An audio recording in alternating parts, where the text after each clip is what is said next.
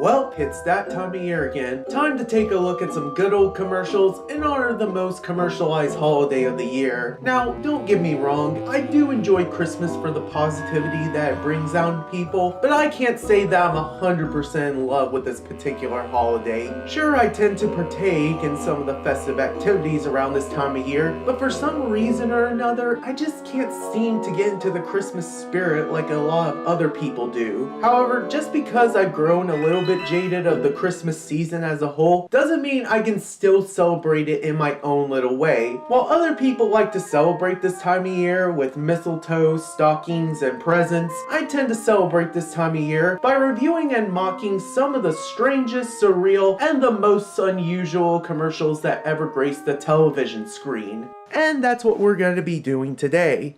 So without further ado, this is my Christmas commercial break.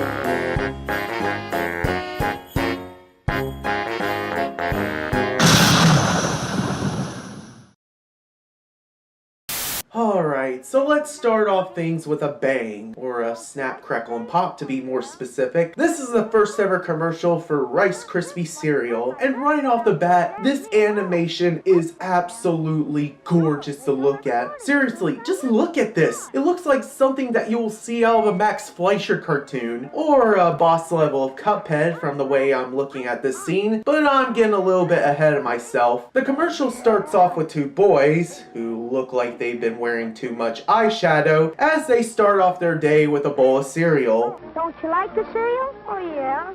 But it's a little mushy. It's not crisp like the kind my breakfast pal served Dad and me at home. They come every morning as soon as I whistle. Watch. And thus, we are introduced to the first appearance of Snap, Crackle, and Pop, along with their lesser-known villainous counterparts. Honestly, I don't understand why these villains never caught on in any other Rice Krispie advertisements. To me, these villains are pretty cool to look at. Sure, they look like the Keebler elves if they join the Mafia, but at least the character designs and the mannerisms of these characters represents the nastiest part of the cereal, and it's also kind of weird yet cool to see something like this predate other cereal villains like the Soggies from Captain Crunch. Anyway, the commercial ends with the villains being defeated as Snap, Crackle, and Pop magically provide the boys with a bowl of cereal. Bobby, these Rice Krispies are swell. Oh well, what else can I say? It's an amazing looking commercial for an amazing part of this balanced breakfast. Crisp to the last spoonful. Speaking of cereal, take a wild guess at what this commercial is advertising. It starts off with a bunch of kids in what looks to be Kevin Spacey's basement as they eat a bowl of cereal that makes them overly hyperactive. And what kind of cereal is this, you may ask? Grape Nuts. Yep, you heard me correctly. The only cereal that made all of the children hyperactive is Grape Nuts. With Pope, Grape Nuts. Where do I even start?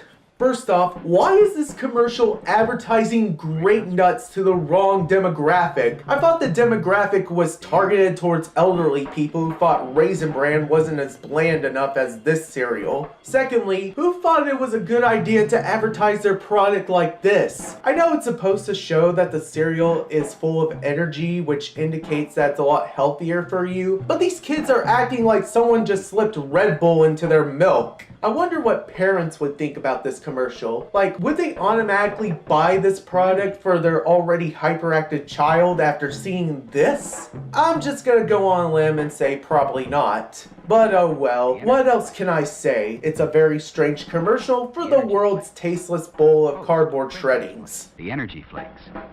Post, Grape Nuts flakes. Hello, all you people out there in Gameland. Today we're going to play an exciting new game called Loop-A-Lot.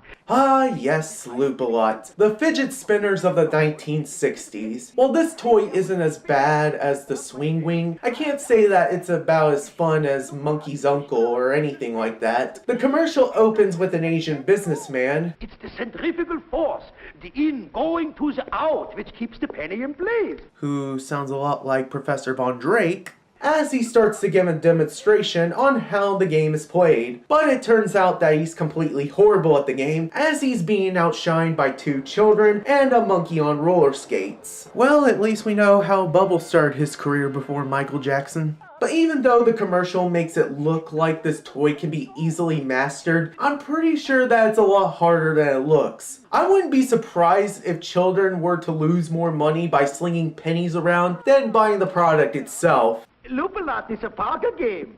So is Monopoly. Oh well, what else can I say? It's a convincing looking commercial for a not so convincing looking toy.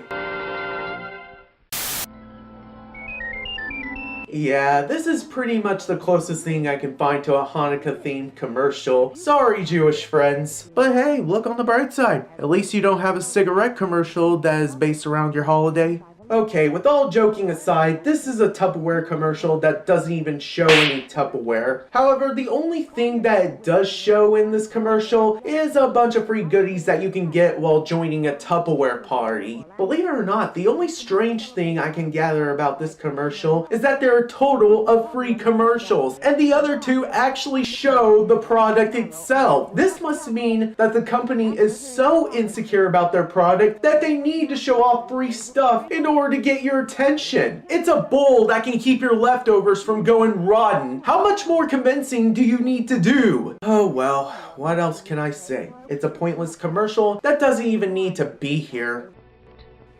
On to the last commercial.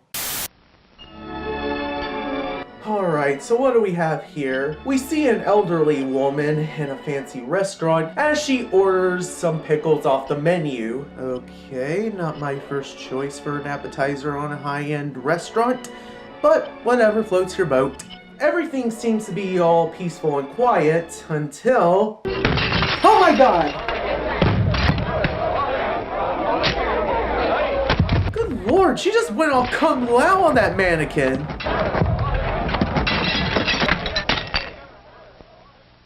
So it's revealed that she was dissatisfied by the soggy pickles, as she prefers the Heinz brand a lot better. Crisp, full-bodied, savory.